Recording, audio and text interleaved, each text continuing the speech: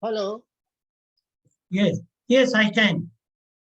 So I think we can begin, and majority of the participants have joined. They are still coming in, and we will not wait further for them. So, sir, in the first place, let me welcome you to this initiative of IPRC. We are thankful to you to have accepted our invite to address university students from India and abroad. And the objective is that the various aspects of Indian foreign policy and Indian relationship is explained by distinguished speakers. They may be public policy leaders, they may be diplomats, they may be media persons, they may be analysts, so that an all-round coverage of Indian foreign policy is presented to these students because they are the next gen students and they have very innovative ideas about Indian foreign policy. We hope they will be benefited by your valuable views. So, sir, thank you once again, and I request you to please begin your address.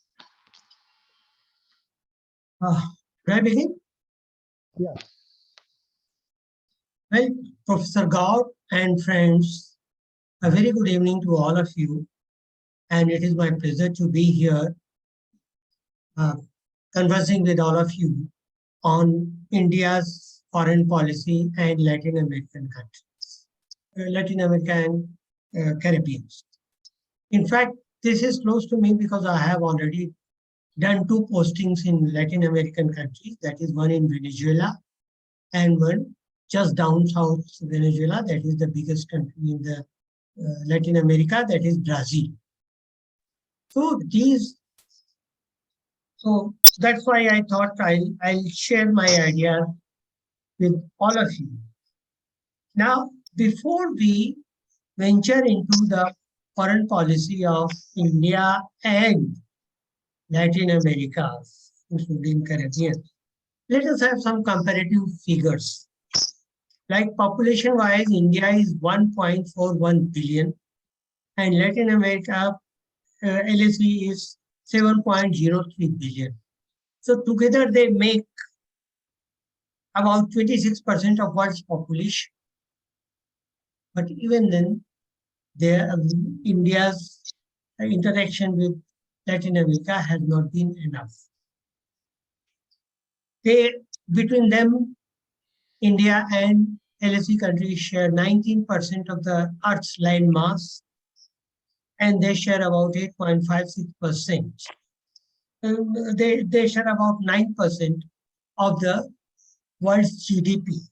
India contributing to $3.1 trillion and LSE contributing to $5.45 trillion, thus making it to $8.55 trillion.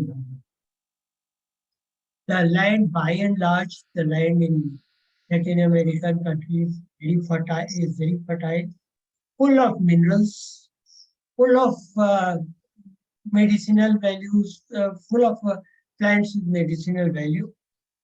And of course, by and large, you can say that the continent or the region is full with beauty, business, and oil. Basically, the Latin American countries, they have got their residents are mainly from Germany and Italy. They are of German and Italian descent, and then there are some there have been indigenous people who, unfortunately, in most of the countries have been pushed back to periphery or internal deep Amazons. But they are quite bubbly in nature, quite good, and quite supportive. Majority of the countries, while Portuguese is being spoken in Brazil, which covers 51% of the landmass of Latin America. Trade-wise, the situation has been very pathetic. Trade between India and Latin America had been 39.605 billion dollars, which is, you can say, which is 1/4 of what we trade with America, USA, or about a little more than 1/3 of what we trade with China. Out of this 39.60, we export only goods worth only 17.70 billion dollars, and we import $21.9 billion. And a major part of this is constituted by the crude oil imported from Brazil and Venezuela. And a major part of our export is also constituted by refined oil, which we get from crude, for which we get crude from these countries, and we refine it and send it back to them, sell it back. So this is, and half of it, almost half of it is done with Brazil itself, which means about $16.5 billion trade we have with Brazil, whereas the rest $23 billion with rest of the continent and Caribbean countries. The situation trade-wise is also not very good, not very encouraging. Politically, Latin America and Caribbeans have always been quite a substantial period of Indian independence. They had been on the back burner, on the driver, not on the driver's seat, on the back seat. You will be surprised to know that the bilateral visits at the highest levels, which are the motors or which are the carriers of enhancing the bilateral relations, had not been very much between these two regions. See, while there had been more than 30 visits of prime ministers or presidents of LSE during the last 70 years. From India, these number of visits have been far less. There have been about 21, out of which, you see, Pandit Nehru visited only twice. Mrs. Gandhi, in a spree of visits, in 1968 visited 9 LSE countries. After that, there was a mum.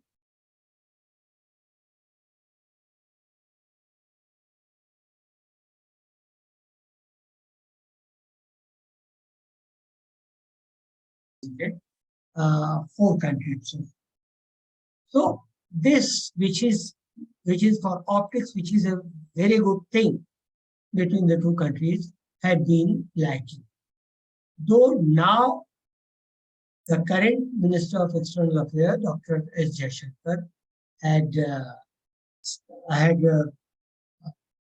having taken care of this problem, and he had in the Ministry of External Affairs, which is Latin American region, had always been deputed to assigned to one of the ministers of state. However, this time, Minister of External Affairs, Dr. S. Jaishankar, has taken a direct command of this region. So all the papers, all the proposals, everything that relates to this region goes to Jaishankar, and who has recently visited 4 countries. Prime Minister, President and Vice President have also visited in the recent past, and Prime Minister Modi also has visited Argentina, So this now there had been a thirst, there has been a push for bilateral relations, which is good. Now, so politically, Latin American countries have been either with NATO, with US, I won't say NATO, with US, Western camp, or with the Russian camp. Some smaller countries like Cuba, then Bolivia, Peru, Uruguay, Paraguay, they had been by and large with the Russian camp, whereas others have been with the West, led by US. So India's non-aligned movement wasn't able to make any inroads in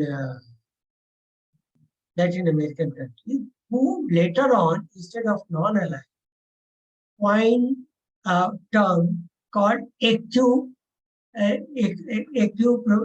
cooperation, which is a little more progressive thing in non-alignment, which is a more pushing thing.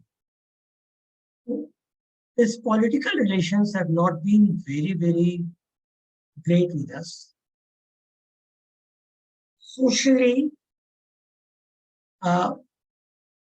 Latin American countries have something to look for when it comes to India, that is Mahatma Gandhi and his non-violence. Then diversity of culture, big population, and family bondings. You'll be surprised to know that in Latin American family bonding is as strong as Mexico's Nobel Prize winner in literature, Octavio Paz, was Mexico's ambassador here in India. And that time, our relations were quite good. Culturally, yes, there is ICCR, Indian Council of Cultural Relations, which regularly organizes cultural exchange. India festivals are organized. And you will be surprised to know that when I was in Brazil, in my early days in Brazil, there was a big tele-opera, tele series called Caminos de India, like Way to India, which had Varanasi and Rio de Janeiro, the twin cities, in its theme. A family from there and family from here, and the boy and girl fall in love, and then, and this was so popular that this tele-opera was translated into 58 languages, into 9 languages, and was shown in 58 countries worldwide. So that was a milestone. Then we have literature. India is very much in the Latin Americans are very much interested in Indian literature, though the geographical distance still forbids them to know more about India. However, now with the advent of internet revolution, now things have changed, and more Brazilians, more and more Latin Americans are interested in India. You'll be surprised to know that from Latin America, especially from Brazil, we get football coaches in Goa, in Calcutta, in Mumbai as well. We have films. Brazilian filmmakers are trained here. Brazilian students are, Latin American filmmakers are trained here. Latin American students get education here. They get education in fine arts, music, etc. also. And not only that, Jamnalal Bajaj Award for International Peace was awarded to one Argentinian scholar, activist, Dr. Leah Deskin, who was settled in Brazil and in 2010. And later she was also awarded a prize. Now we have to find out what are the, as I have elaborated, there are constraints. What are the constraints which hindered India's active involvement in Latin America, which is a continent of opportunity. First is, as for the last, I must say, 55, 60 years, unfortunately, Latin America and Caribbean countries have been on the outer orbit of India's foreign policy. Inner orbit being neighbors, Europe. Second orbit being Africa, America, and other East Asian countries. And the third and outermost had been the LAC countries, which is quite unfortunate. Now, but as I said, Dr. Jaishankar's example I gave, now things are changing and it's good. Then geographical distance makes people think, does not make people have full idea of the country they want to visit. During my stay there in two countries, I found that people are not very much knowledgeable about India. They are not very much informed about India. They were quite ignorant, but now they are getting to that point. Now, trade system, difference in trade system is also something which is causing this. For example, in most of the Latin American countries, when you import something, the rule is that they are paid on CIF basis. They are paid on FOB basis. So that means they will send the items FOB. You will have to pay for the freight, insurance, etc. And they will open the line of credit back, but the payment has to be made once the goods leave their shore. And whereas Indian requirement is that Indian companies make the payment to the importer when they arrive at Indian shore, checked and found. So this has created problems, especially in the area of sugar, because for sugar, ethanol, soya, we wanted these things from Latin America, but because of the difference, incompatibility of trade regimes, it could not be done so. We have preferential trade agreement with Mercosur and 2-3 other regional organizations, but it is far less than free trade agreement, which we are negotiating. I don't know when it will be done. And then there is lack of priority. As I said, we do not prioritize our requirements from Latin American. Argentina, Brazil, they are very good in soybeans. They are very good in ethanol. They are very good in sugar. Brazil itself has got the iron deposits which can cater to whole world's requirement for 510 years. But we have not been able to import that from Brazil. Similarly, and again, Indian diaspora, because of this outer orbit thing, there had not been sufficient Indian diaspora in Latin America. I think entire Latin American country, you will be having about a few thousand Indians.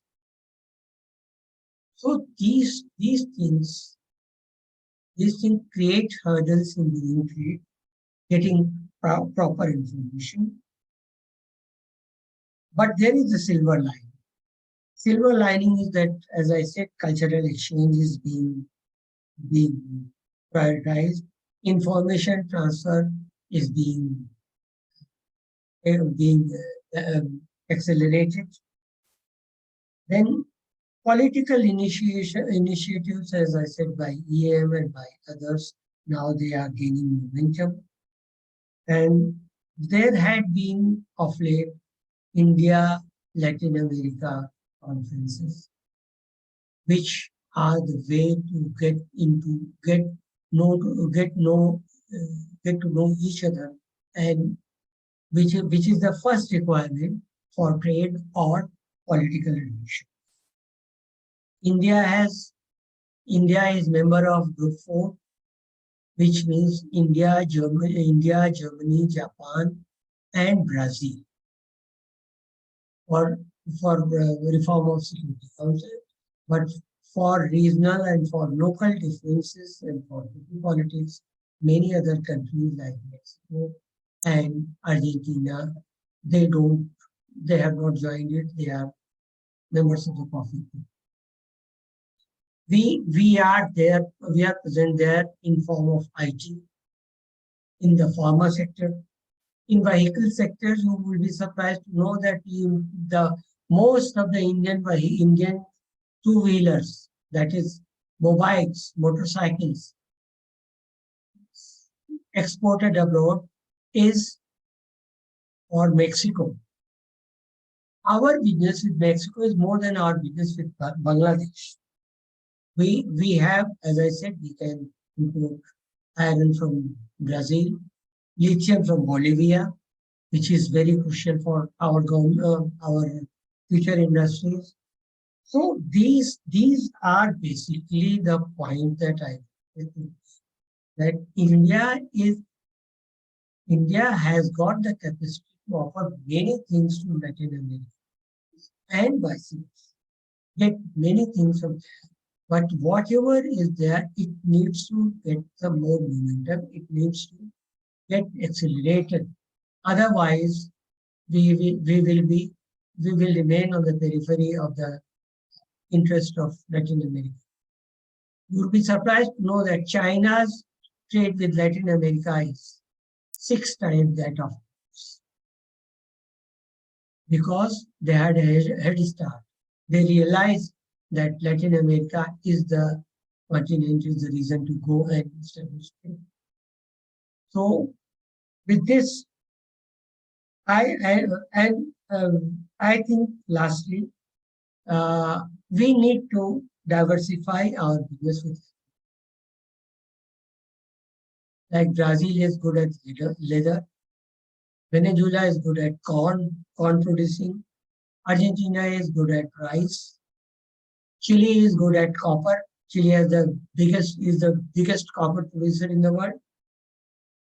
Brazilian and Venezuelan forests, Amazon periphery, they have wonderful plants with medicinal. And in the last, I would like to tell you something that in 1896, about 6,000 of Indian Gir cows were exported to Brazil.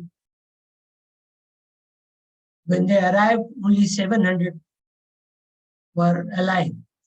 And out of those 700, Brazil has made a big revolution by genetic engineering. And their cows produce 60 liters or more a day. So there are our cows, and we could not do anything. Now we are importing their semen to better the breed of our cattle, our stock. So, friend, this is all that I wanted to know. If I wanted to tell, if you have some questions, please, you're welcome. Thank you very much. Thank you, Dr. Go. Thank you, sir. In spite of your, some problems, and you have Your kept voice is very feeble, Dr. Go. I don't know why. Now I think it should be clear now. A little bit. Okay. So now I will open the house for question answer session, and I will ask the interns to introduce themselves first and ask questions. Questions should be simple and brief. No long questions. Please go on. Come on. Be quick. And be a little loud, whosoever asks the question. Come on. Because I think there is some problem in voice. Be a little loud, please. Come on. Hello, yes. Introduce Hello. yourself. Hello. Hello. Hello. Good evening, Yeah. sir. Can you hear me? Yes, sir. Okay. Be a little loud, please. Yes. Sure, sir. Good evening. It's an honor to have a direct interaction with you, sir. Myself, Kumari Anamika, and I am pursuing my master's right now. So my question is the presence of China, because China is dominating everywhere, and there has been in the Cold War era, or say in the 20th century, there was USA versus USSR, and now we can see that there is USA versus China predominantly. So can I say that in Latin America, since you told in your lecture that Latin America is a very good source of, there are very much resources over there like copper and other natural resources. So can we say that presence of China in Latin America an opportunity for India, or it's a kind of thing that will block India's growth there as well? Well, this is right now, this is not a threat, but it can be a threat because China has, you see, I'll give you an example. In a country like Brazil, 1950s, the Brazilian government offered to India Brazilian land. They said, you send Indian farmers, like they went to Canada, you know. We will offer them land to cultivate and prosper. But our government at that time said, no, sorry, thank you, we won't. And then Chinese came. Now Chinese are cultivating there. They are in soya, they are in ethanol business, they are in sugar business. And we were latecomers, late breakers. And just 10 years back, when I was there, 12 years back, then Indian government said no, that they want to have some land for their and send their farmers. Brazilians said, sorry, thank you. We offered this thing to you in 50s and 80s. So this is one. Similarly, Bolivia has the largest deposit of which is a crucial element for our batteries. We are still thinking China has already entered Bolivian market and acquired some lithium concessions. Chilean copper, China has already entered some of the copper concessions. So we wake up late, and I feel that now it is time for us to. It is still not too late, but before it is too late, we should be active. And as I said, one of the reasons is also the geographical distance, and people not knowing, Indians not knowing what type of countries they are, how the countries, what is their key. You see, Venezuela is sitting over, for example, Venezuela has, in today's day, Venezuela has the highest largest proven oil reserves, more than Saudi Arabia, which comes at number 2. But then it is with 320 billion barrels oil reserve, proven oil reserve, it is producing only 5 lakh barrels per day. So with this rate, Venezuela has enough for 1,000 years. Luckily, 20 years back, we entered into Venezuelan market. ONGC Videsh got 3 concessions in Venezuela, and they are importing oil. So sometimes things happen, but it is like a spark. It is not regular. It is like once in a while. It should happen. We are always in need of copper, and as I said, Brazilians have the copper deposits which can serve the world at present rate of demand for more than 500 years, and we have not tried to. So, as they say in Hindi or Urdu, der aaya durust hai. So maybe it is late, better late than never. So that is how it should be. Thank you so much, sir. Next question. Come on. You switch off your video. Yeah. Come on, next question.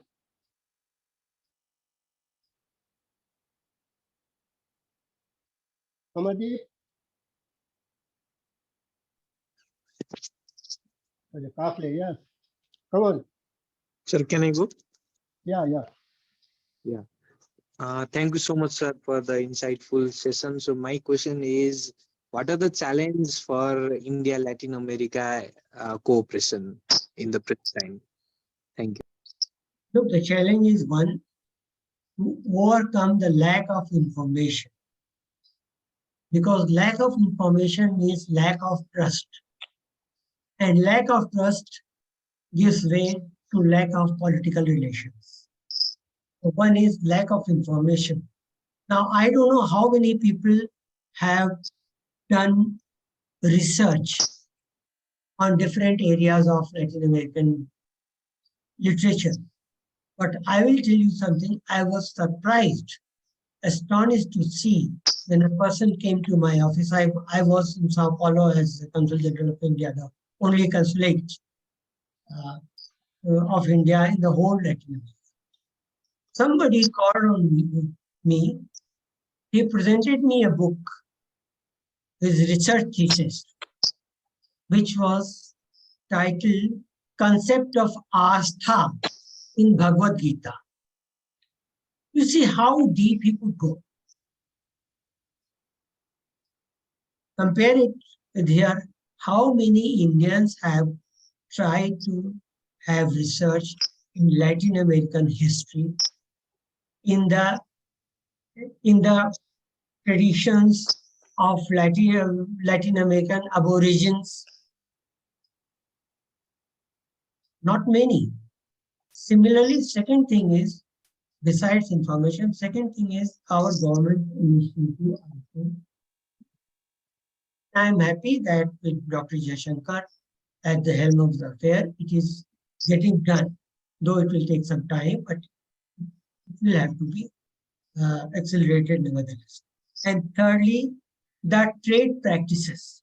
The trade practices, trade information between the two countries should also be shared at a faster rate than they are being done today. So these things are there. And then, of course, as I said, we had lack of priorities, which we have to overcome. We should. That is also one. Yes. Come on, next question. Be quick. Next question. Don't delay our guest. Good Yes, evening, come sir. on. Am I audible? Yes. First of all, thank you so much, sir, for taking out time and addressing us. Sir, I have a question that we cannot deny the Yeah, fact. introduce yourself. My name is Yashasvi Bhardwaj, and I am an MA International Relations student from Amity University, Noida. So, my question is that we cannot deny the fact that India and the countries of Latin America have had certain exchanges, intellectual exchanges. So, sir, however, these exchanges have not been translated into some real substantial outcomes. So, how do we convert these exchanges? So, that is a question that I have for you. As I said, we had intellectual and cultural exchanges between our countries and regions, but that has not been translated because our people, and I blame our people did not care to go beyond that. Our policymakers or people who matter, because as I said earlier, for trade, for political relations, trade relations are must. Rather, nowadays it is vice versa also. And for these two relations, a sense of confidence, a sense of mutual trust is needed. And mutual trust comes only when you know each other. And knowledge of each other will come with passage of information. So what happened in this chain? Knowledge, intellectual knowledge had come, but other things like general knowledge for countries. I don't know many of the Indians would be knowing what are the cultural heritage or historical heritage of Latin American countries. So in the chain, somewhere we defaulted, and we did not care to take it over from there. So that was the problem. But I think now our intelligentsia as well should think about it, that it has to be steady flow of true information, which will facilitate the trust and which will go into the political and trade relations. Yes. Yes, do you read anything about Latin America in your university at MA level? You're asking me? No, I'm asking the student. Okay. Yes, do you study Latin America at MA level? Yes, sir. So actually, we have studied a little bit. I won't say much, but we have studied a little bit about the Latin American history and their tribes. For example, the Mayan culture, which is very prevalent in the Peru and Chile area of Latin American region. So that is what I have personally studied in my school about the culture and history, the Mayan culture, the Mayan history, the temples there, their scriptures and everything.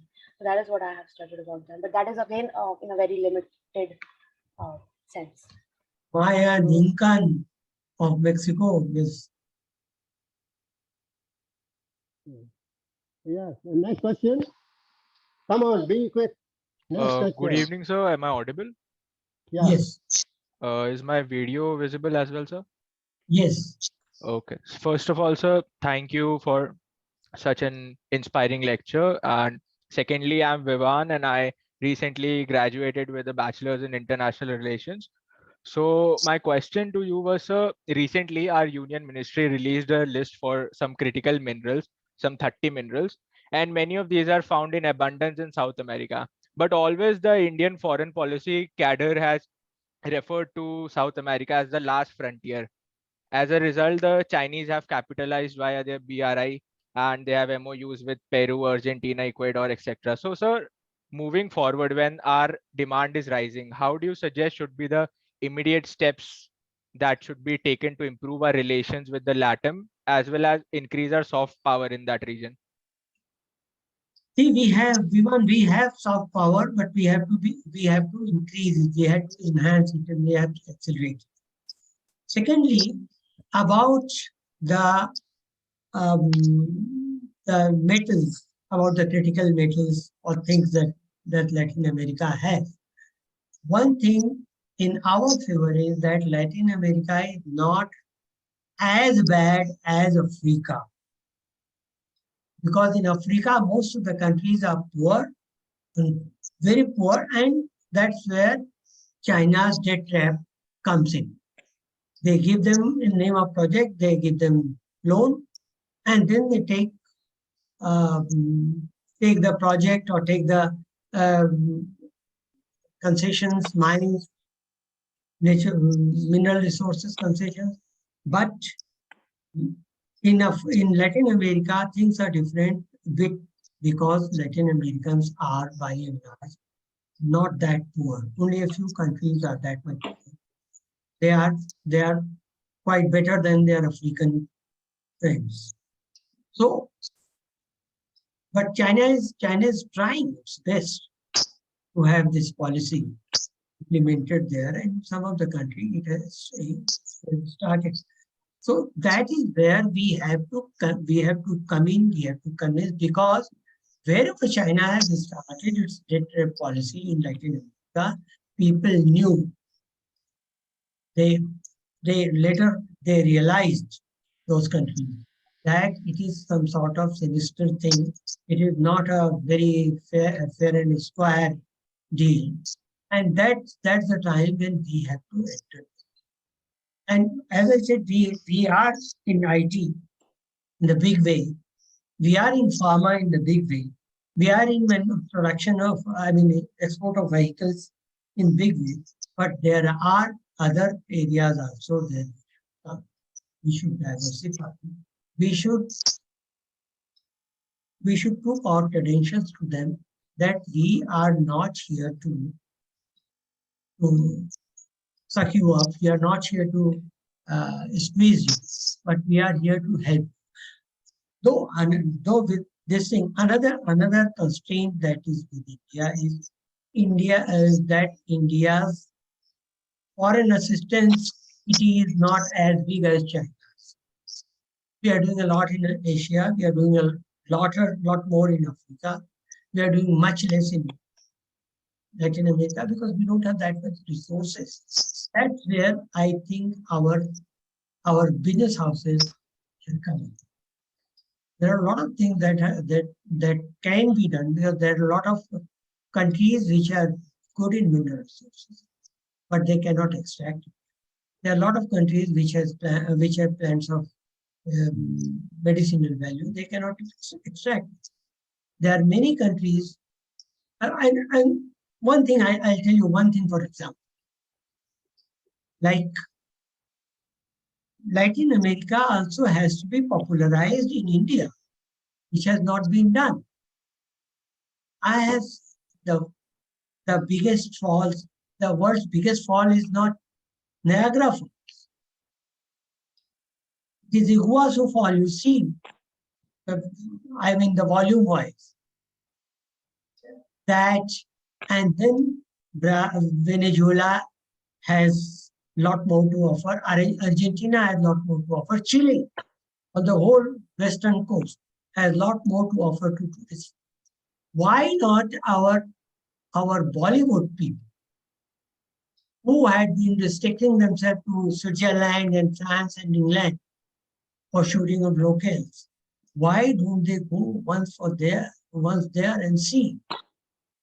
These things can popularize Latin America here. So there are a lot of things that has to be done, but it is, as I said, it is better late than never. We should request our business houses to snowball this process. Thank you, sir. Next question and the last question. So good Come evening. Am I audible, sir? Yes. Yeah. So thank you so much for your lecture, sir. First of all, sir, I am Wing Commander Amardeep. I'm with the Air Force. I've done my master's in defense studies.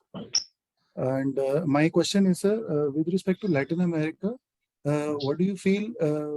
Which country do you feel will be the biggest asset with the immediate near future, where India needs to place its board to not only develop a relationship, both at the business level as well as at the cultural level? I think undoubtedly in Latin America, the best country to deal with, best country to deal with for us is Brazil. More than half of the landmass and 2/3 of the entire region's GDP. At one point of time in 2010, Indian and Brazilian GDP was almost the same.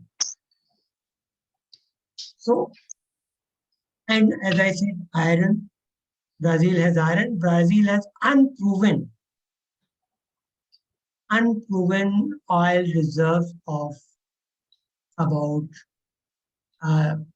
800 billion barrels. Lot is to be done. I think Indian government, Indian oil companies, PSU, ONGC, Videsh, go there. What they are doing is in private sector, like this Ambani's, Mukesh Ambani from Reliance Petrochemical imports crude oil from Brazil, refines and exports refined oil to Brazil. Why not set their refineries, your own refineries? Why not invest there? Set your refineries, set your iron industry. There are a lot of things, gems and jewelries. There are a lot of scope there. There is a lot of gold there. There's a lot of other material there. Woods or paper pulp. There are trees. They develop in 5 years flat, and their fibers are better than anywhere else in the world, including Indonesia, to make paper. Still, I mean, it is not that there are not no Indian companies there in agriculture. There are 2 Indian companies, but 2 is not enough. Because Brazil is 2.7 times bigger than India as concerns landmass. And 2.7 times bigger than India, and with 19% of its arable land used only 19%. Brazil is the biggest producer of sugar, soybean, ethanol, poultry, and cattle, livestock. We have some relations with Brazil, as you know. Brazil's Embraer has supplied 6 planes to India. 1 for Prime Minister, 1 for Defense Minister, 1 for External Affairs Minister, and 3 for our military. Embraers are medium-sized planes. Brazil's Marco Polo, if you remember Marco Polo buses in India, they have invested in Dharwad and Lucknow, and they are producing the buses jointly with India, the Marco Polo brand buses. So things are moving, but we have to move it fast. Argentina is the biggest supplier of silver in the world. That's why its name, Argentina, from Argentine, that is chemical name of silver. So we have to, even if you focus these 2 only, Argentina and Brazil, that means we have focused about 70% of the land area of Latin America. We didn't have, very recently we opened missions in Panama and Guatemala, of course, 10 years back, but Panama very recent. Now you see, these smaller countries, these are the ones who will be needed by us in future in United Nations. Irrespective of their size, each country has got a vote. Equal vote.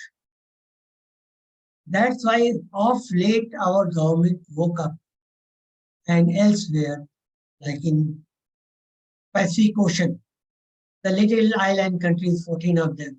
Now we woke up and we are taking them into our confidence. Earlier we didn't. So similarly, but to begin with, we can try with Brazil, Argentina, and Chile. Chile is the biggest producer of copper. And copper is needed for our wire industry and other industries. So these are the three countries I think we should, because if we focus on these three countries, that means 80% of the continent we have focused, right? Yes, Thank you, I think last question. Just last question. Otherwise, I will wind up this session. So I don't think there is any more questions because sir, you have already explained things in very detail, and students have definitely benefited by your exhaustive answers to their queries. And I appreciate the questions put up by our interns. So I would congratulate them also. So, sir, once again, I thank you for having accepted our invite to address the students, and I think they have benefited most. They have a direct access to what has happened during your tenure in Latin American countries, and I think that's really most beneficial. So, thank you very much, and with your permission, I would like to close the session. Thank you. Thank you.